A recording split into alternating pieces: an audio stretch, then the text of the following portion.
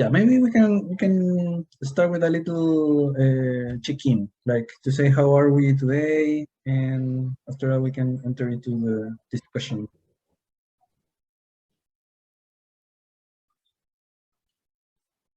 So somebody wants to start? How is the summer going? I can start if you want. Summer's going okay. I am defending my dissertation this afternoon, so it's a little while. Wow! Congratulations! I mean, how do you feel with all of with that? I'm anxious, but I think it'll be okay. It's just been a lot. Like yesterday, somebody said they were going to drop out, and I was like, you can't drop out. Like I need the full committee. So it's been a lot of emails and chaos. We found us another person, so it's going to be okay. Oof, but yeah, but I'm excited for it to be done. It's been a long road. Nice, very good.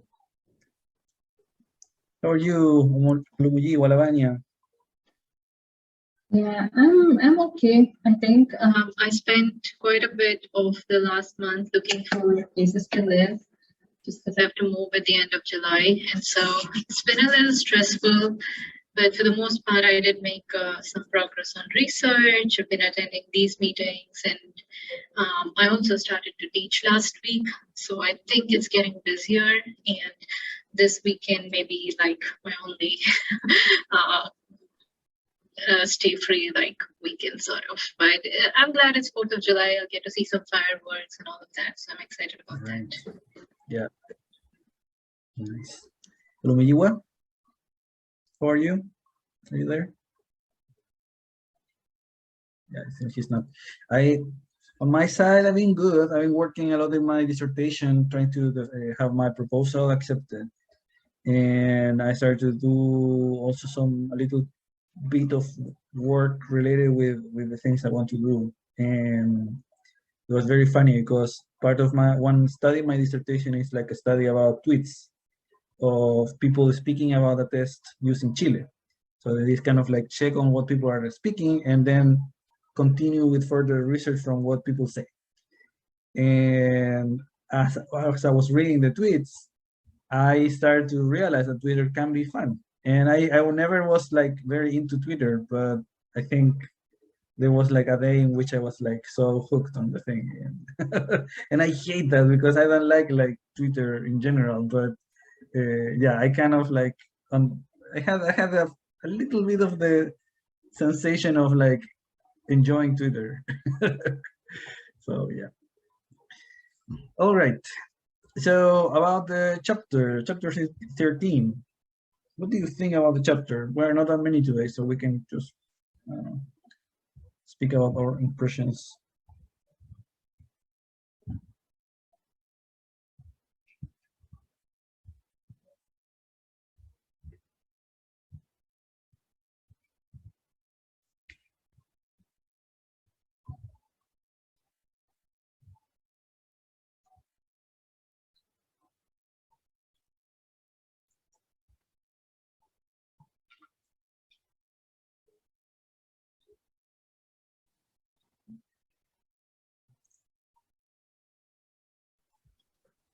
I'm just looking at it right now. I feel like they focus on program evaluation, policy studies, and accountability systems. So I think this is where, when you design a test or something, you can actually have impact on the real world because you could influence policy and things like that. So it is important. What else? I'm not trying to get into specifics because I didn't go through each and every point, but yeah, that's like the key thing for me that, you could actually bring about change.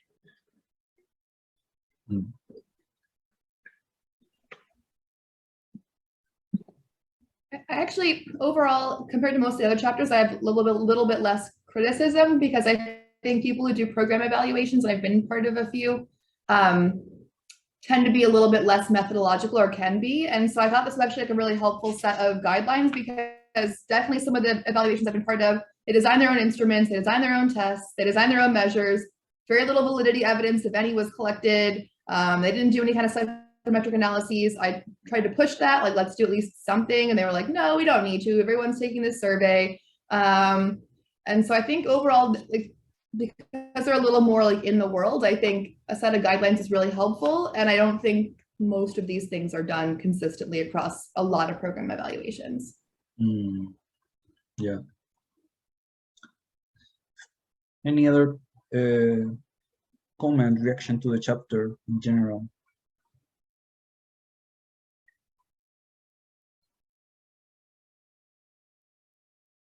As I was reading the chapter, I mean, yeah, in general, I think I struggle with the how easy the standards and quote the field accepts whatever decision maker wants to do. Like that part, I never have felt comfortable with that. I remember I took a class in the anthropology department at UMass Amherst, and in one of the classes that we had, it was like a class specific on community-based research. There was one class in which we studied ethics of community-based research. And anthropologists, they have had like a big deal on quote misuse of their methodologies, because for example during World War II, I think some anthropologists were used as spies, for example, and they were used to kind of like in the pretext of like doing research, they were sent to some communities to understand them better, but then to have like a military use of the information. And they had to like think very carefully about ethics of their profession in that regard, in which in the sense of how they, in the exercise of their profession, how their what are the expectations for a professional regarding the person that is basically paying for the research and with the communities that they are researching. There was a case of one anthropologist that actually he was doing a study in Chile, my country actually, and it was like it was with indigenous people and some how do you say that, like a dam, like these hydroelectrical projects that they kind of like flood a big area. And he wanted to kind of understand what would be the impact of doing that project with some indigenous community. The land was from them, and there was a controversy because he shared the results of his research with the community, and the institution that was like doing the mandate of the research, which was the World Bank, they complained. They didn't want the results of the research to be shared with the community. But the anthropologist that did their work, he felt that it was inappropriate to do that. And actually there was like a case, and at the end it was ruled out that the professional was right in his criteria to put the interest of the community first to the person that was mandating the study, because the research was important for the community. So I like a lot that spirit, and I think in testing we haven't been thinking about these topics, and we are very good at ignoring them, because many times we are in that conflict of what's the best for the communities that are being assessed, and what's the best interest of the person that is mandating for the test. And I believe that there are many cases in which, ethically speaking, we should commit first to the communities, not to the mandate, to the person that is paying, basically. But that's a complicated position right now in our field to defend, because we are very used and very accustomed to just put the mandate first. So on this whole chapter, it's like, yeah, I mean, it's nice to have this guidance that you say, Maggie, yeah, great. But still, there is no agency of the takers, there is no agency of schools, and the chapter is completely okay with that. Fine. Yeah, hello everybody. I think the same about you. It's the same idea. Usually the purpose of the assessment is dictated by OECD or World Bank or the government, but especially in the large scale, dictate how parameters or what kind of attributes or domains we need to assess. But no, sometimes that domains are not relevant for the teachers or principals or people that really use the assessments.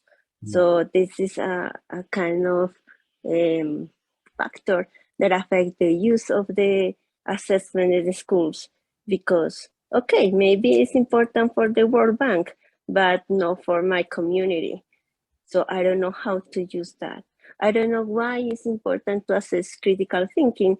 Yes, I know, but I have a problem of poverty or aggression here that I need to assess more or work more with empathy or trauma in countries or regions that have very violent past or activity in their communities. So sometimes it's difficult to sustain and get a purpose and assessment and use of the assessment results, because that doesn't respond to the values and the reality of the communities, but responds more for international or economic interests.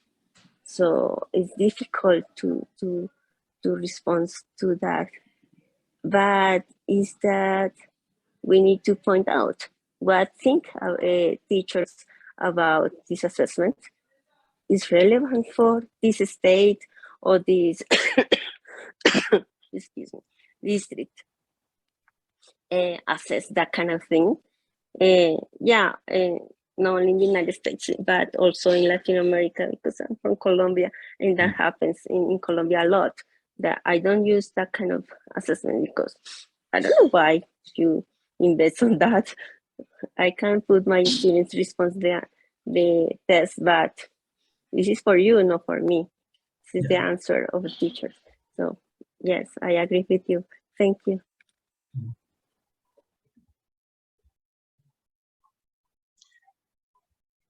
Yeah, and it's tricky.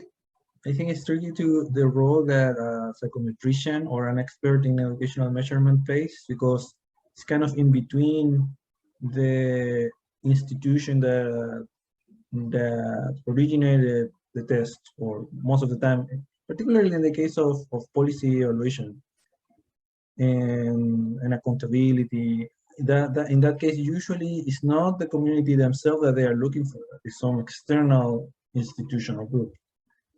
And you're in between, like the communities that are taking the test and the institution that wants something from them. And what's the well, first, what's ethical in that context in terms of the exercise of the profession? And then also what's the best practice, or what's the recommendation from if there is a consensus about what to do in certain cases?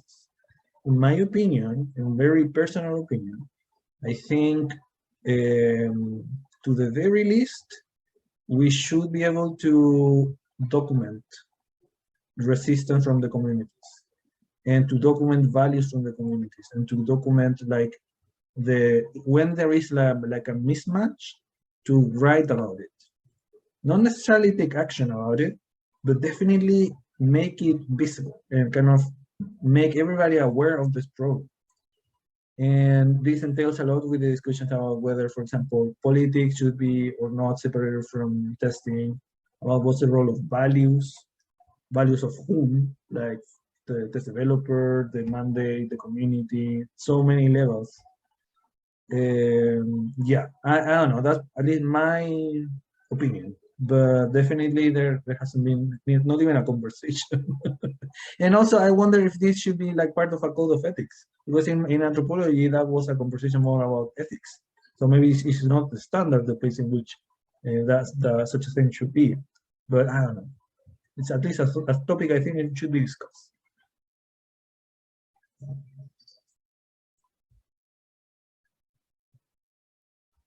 And I think in general with like program evaluations, but also broadly, like having been a teacher, having people externally coming into the classroom, there's always a feeling of, why are you here? And is it here to like help me? Or is it here to like try to catch me? And there was a lot of sense of like, and also going into classrooms, it was a sense of like, well, why are you watching? Why are you observing me teach? Like, why do you need to stay there for my students? And a lot of times going into classrooms in my own classroom, it's like, there's always a sense from teachers and for myself too, that, you know, perhaps the data they're collecting is to show them a bad teacher or to like do something for my kids in a way where it's like punishing them or giving them less services or taking more funding away because they don't deserve money, quote unquote. And there's a lot of that sense too. And in the past too, these sort of larger standardized tests have also been used to reallocate funding, and kids who score lower, those districts and those schools actually get even less money instead of giving them more money and more support. So it's really complicated, the intersection of all these different external stakeholders and then the local people. Particularly when tests are used for punishment. That I think that particular use is, I mean, that should be that thing. In those type of uses, it doesn't make sense to me that we are okay with using a test for enforce a system of power that actually might be considered oppression if the communities are not agreeing with those enforcements. So I mean, I don't know. I think in those specific cases is where you actually should be very aware of about how politics are influencing all of this. And well, and actually that might be like a weak response actually, because if you think more from Jennifer Randall's point of view, it's not just about like making people aware, it's like taking action against structure of oppression. Yeah, I mean, that actually might be the real ethical thing to do. Yeah.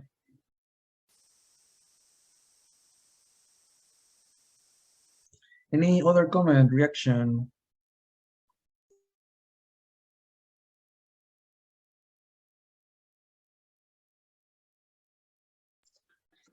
Just listening to everything that y'all are discussing, and so those are all like long-term change, right? If you want to affect like the political underpinnings of what's driving your policy evaluation and things like that.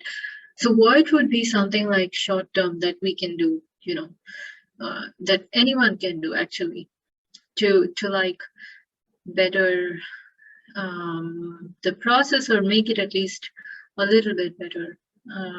I don't know, I'm not saying it right, but I hope you get my point. I think doing those things, like irrespective of whether your long-term initiatives have an effect or not, and you know, it's not helping you in any way. If you start something, it's going to help probably like someone in your place like 5 years later, right? So what would be something that we could do like today? It would be more of my thought. Yeah. I think that is super connected with the assessment or the evaluation of the consequences of use of testing or assessment, where we can include different sources of the effects of the using testing. So but it's very rare the cases that programs doing that kind of thing, but we can't propose in the standards that when we report the results and the interpretation of the scores is not the last step of the assessment. But always they said validation is a continuing process, but the continuing process now is validate technically the test again and again and again in different times. Is also assess the consequences. And there are a lot of examples of people that collect information from different sources, not only quantitative methodologies, to assess that kind of consequences in teachers, principals, families, communities, districts.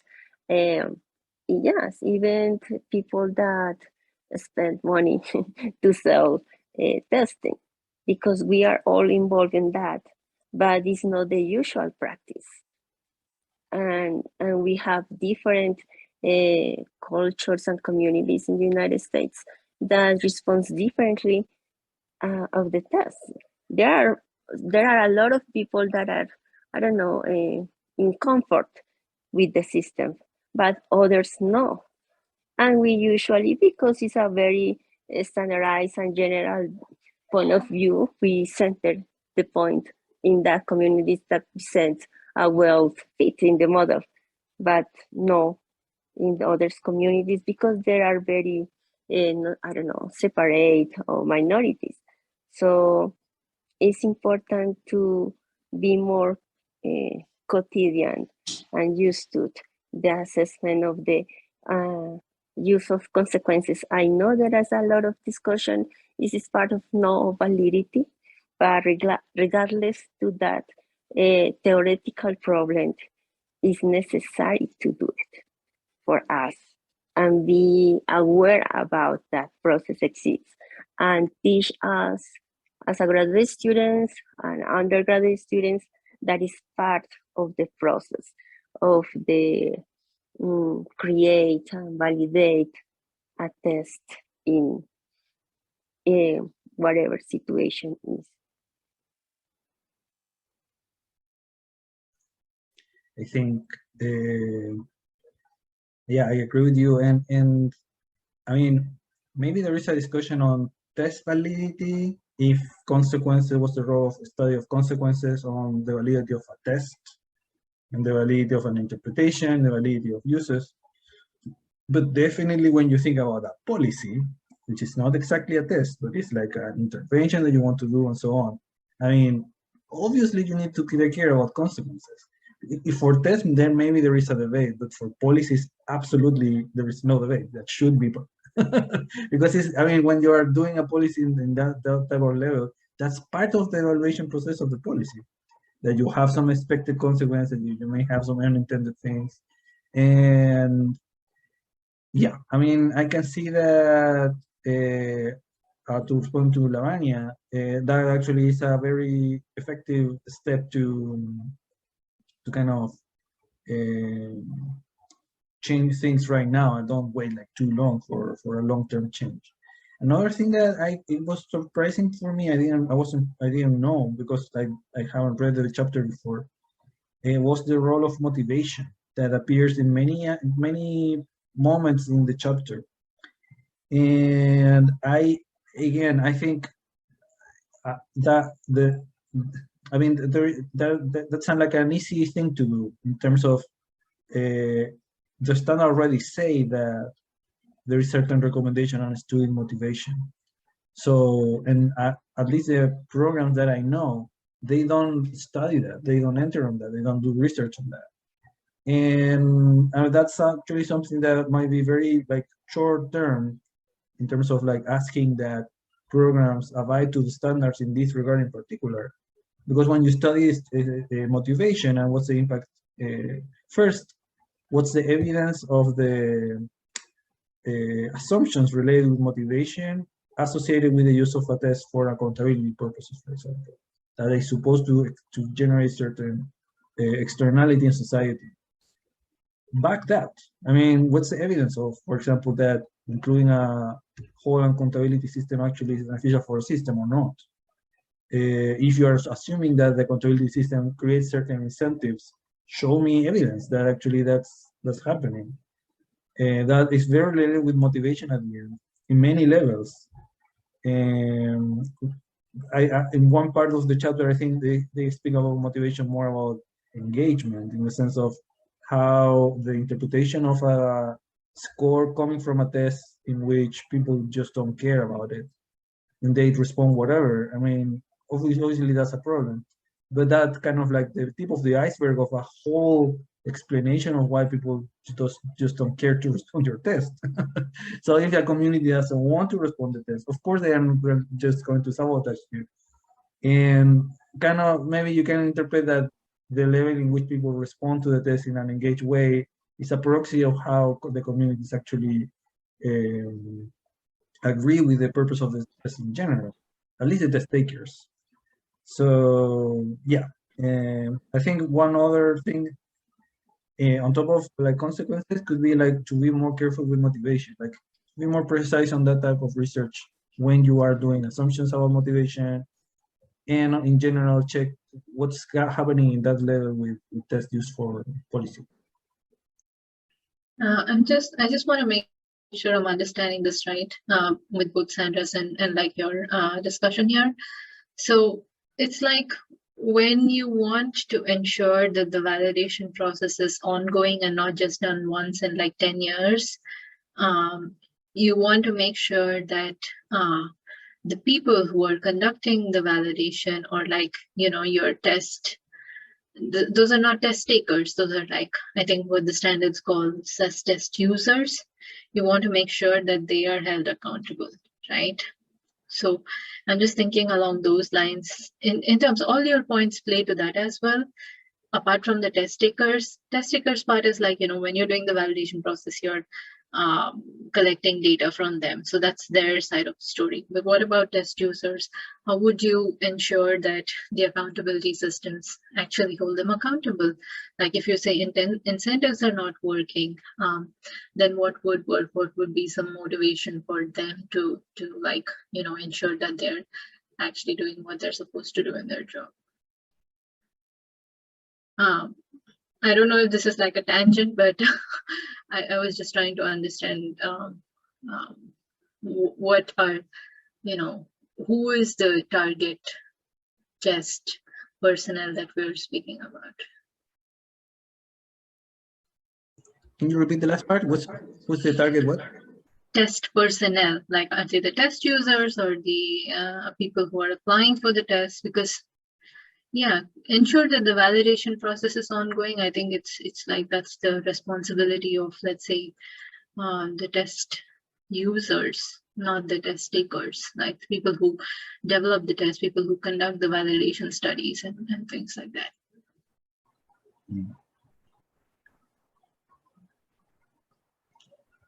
Well, I think in general, the matter of who is responsible for what is a big thing on the standards across all chapters. And in practice, you see a lot of responsibility diffusion. Like, because there are so many people that are involved, sometimes that actually is counterproductive because everybody says, no, the other is actually the one that should be doing this. I mean, maybe the session we had with Mari Govan from University of California, that was a session about the rights and responsibilities of test users.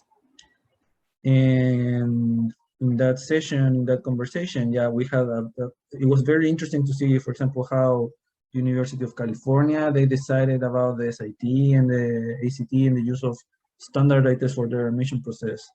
And there were like so many pieces on it. And actually not even as a quote user, it was clear who was the exact people as user, because they had like an admission office, they have the academic senate that was taking decisions, they had like other like members within there as an institution, and between them actually they're kind of like pointing each other like, no, you should be doing this or that. And I think in particularly for this chapter, that problem is even more big. Actually, in many, if I remember well, in many of the standards, they say the test developer and the user. Let me look for one example just to be sure about this.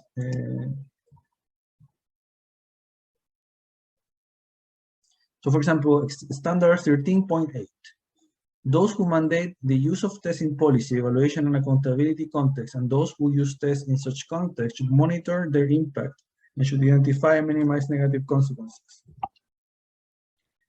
Right. So you have two people that were assigned to that thing. So it's both one of them. I mean, those kind of like imprecisions actually are pretty problematic in practice, because at the end you don't know who exactly are you should be kind of like putting in responsibility. The standard is saying both, so yeah, maybe that's enough. But yeah, in general, I would say that, and also considering that test takers are not even included in the whole story. So if you include them, you maybe include even more of this problem of responsibility diffusion. Yeah. But yeah, it's tricky. And I think in general, it will be a lot of value if the standard will be a bit more precise in some stuff. The standard, I think, in general, have enough precision in certain big important topics, but yeah, I mean, that's yeah. In practice, I've seen many times this problem of like people passing the balls to other.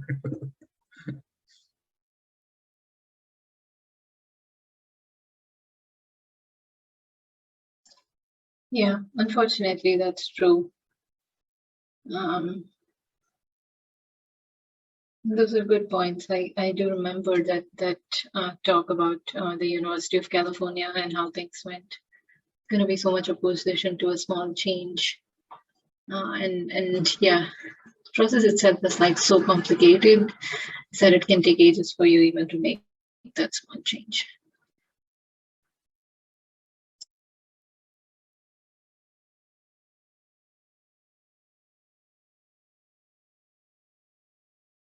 Ooh, another thing that it was surprising for me was in, I think it's the second page. They say that, 1 second. And therefore, it is often necessary for those who conduct such studies to rely on measures developed for other purposes. So yeah, that was kind of surprising for me a bit. That, I mean, they later say that you should be careful about the purpose of the test, but it still is kind of like leaving the door slightly open to kind of like use as any test. And yeah, that was surprising a little bit to read that, because I find it contradictory, because if you are during this along the standards, it's very clear this idea of like being aware of the purposes, to being aware of the uses, and but also then later coming back and saying, yeah, well, sometimes you can't do it anyway. So Where was this again? I think it's in the second page of the chapter. Let me 1 second. Let me give you the exact page.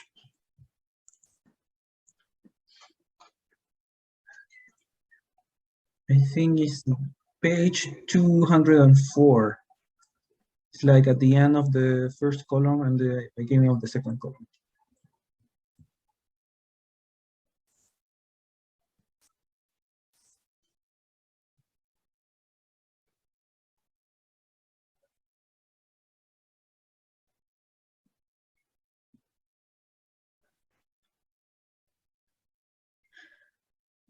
Yeah, I can speak at least from the IO psychology area. All the validation literature that we study, and even in relation to practice, whatever I learned so far, it has been like emphasized so much everywhere. Like you see, this is the ARE, right? And I mentioned PSYOP principles are like a version of this for the IO psychology test specifically. Is that you have to document every bit of thing, right? So be thorough, document everything, and as long as you do that, you're at least covered in part. And you can, and that's also a way to ensure that the test professionals are doing what they're supposed to do, because you're telling them that this can come back later for litigation, so you have to be ready to have answers on what you've done and why you've done it, especially with respect to content validation. I think they suggest to document everything. And of course, if you're using like the validation information from elsewhere, then it means that you have to show that there's job relatedness from that job to this job, and that's why you're using the same test, and that you can't conduct a local study here. Yeah, it is interesting actually, the contrast with other type of testing, because I think, for example, for accountability, for policy stuff, the inferences are made usually about communities, about groups of people, but not necessarily about individuals. So when it comes to individuals, it's very clear, like the type of rights and the type of like red lines that you cannot cross. But when it comes to a community, I mean, in theory, you could like translate the same rights from an individual to a communal level, but maybe that translation is not that clear sometimes. So, for example, if an accountability test says something about a school, the evidence behind that interpretation is less back, maybe, than the same situation when you are actually doing interpretation of a person.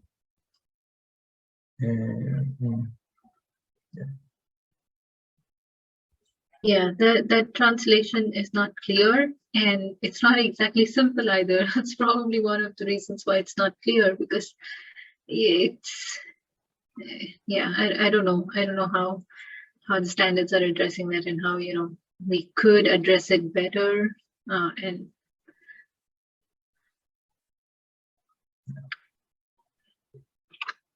I mean, here maybe I will be a little bit political, but I can see that in general, we are living in a society, economical system that is very individualistic, and it systematically refuses to like take communities as an entity, to recognize them.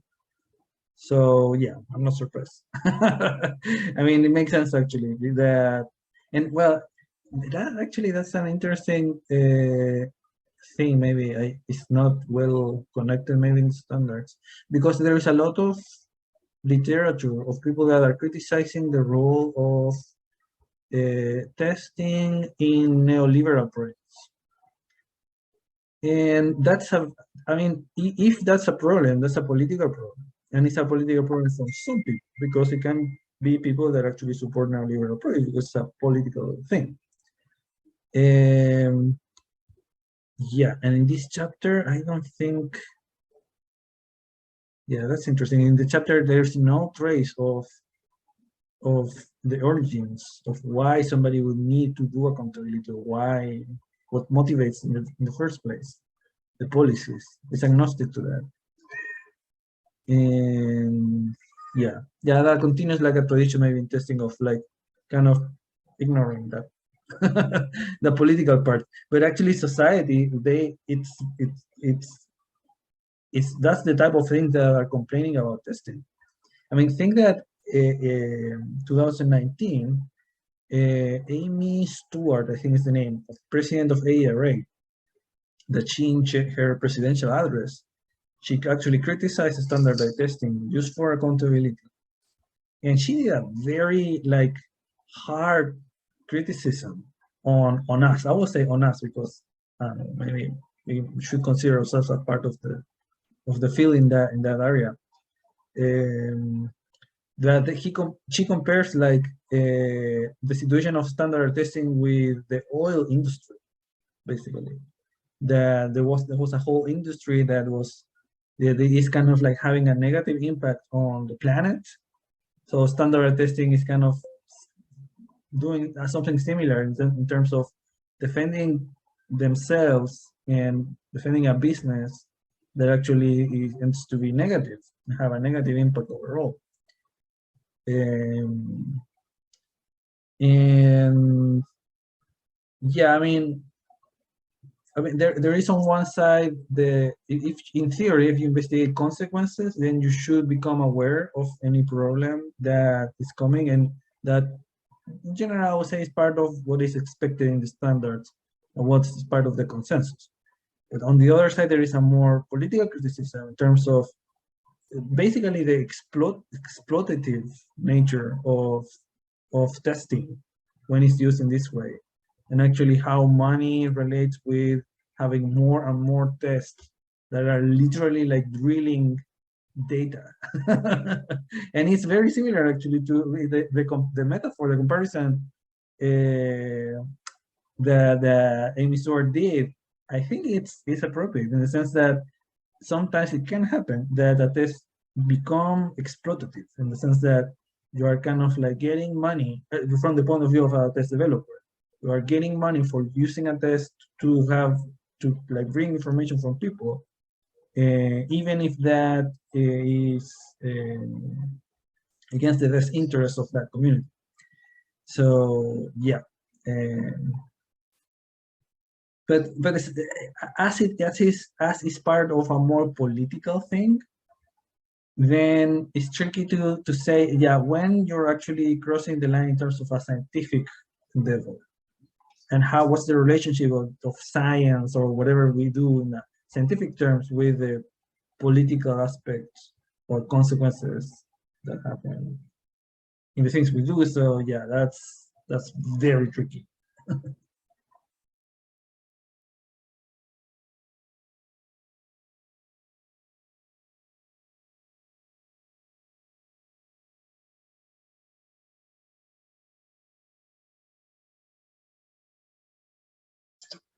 Suddenly it sounded like we live in a really dark world. But that's okay. I mean, I still think we're not that bad yet. And this is all part of the process, right? Like we have ideas and we're gonna present them to people who actually can make a change. So I think these are all like great points to discuss and put in our report.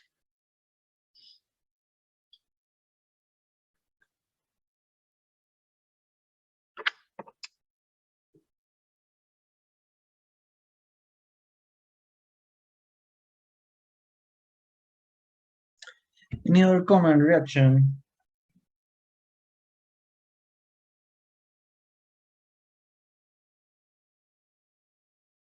No, I think we're good. So maybe we can spend the last 10 minutes to write questions to the expert. The expert for this chapter is going to be Laura Hamilton. She's from ETS. And she has worked a lot on program evaluation, the type of stuff this chapter. So maybe we can write some questions right now.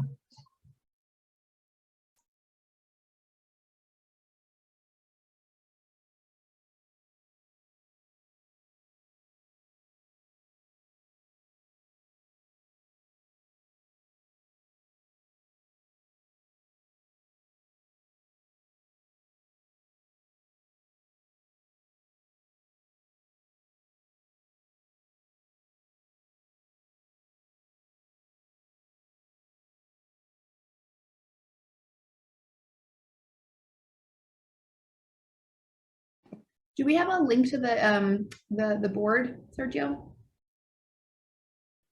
I think I have the one for I think we have Yes. the link for the one for yeah, yesterday. But I just shared in the chat. Sorry.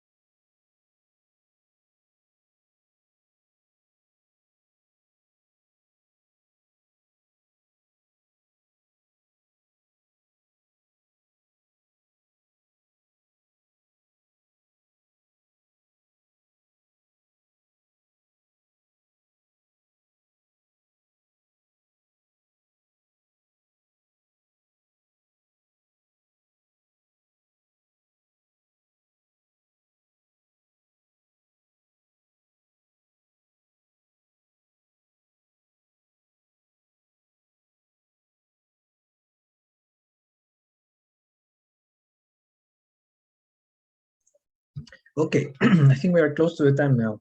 But yeah, you can continue like writing questions if you want to put in text. Nice to see you, everybody.